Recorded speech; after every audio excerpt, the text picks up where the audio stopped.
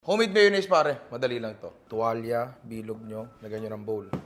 Isang itlog, 1 tablespoon ng suka, 1 tablespoon ng mustard, 1/4 teaspoon ng asin, at 1 cup ng canola oil na lalagay natin dahan-dahan talaga. Kung lalagay kayo ng mantika, dapat ganyan, sobrang dahan-dahan kasi pag binadali nyo, baka hindi mabuo yung mayonnaise pare. Medyo matatagalan lang ng konti, pero pag tsinagaan nyo, ganito makukuha nyo pare. Mayonnaise na. Para mapadali buhay nyo, pwede rin nyo rin i-mixer o i-blender. Sayang naman to pare, oh.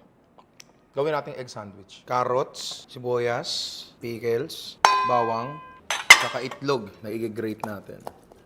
Paminta, asin, and yung mayonnaise na ginawa natin. Yan. Saluin lang yan. Puro tinapay, tanggalin natin to. Yun. Oh. Diba? Pare.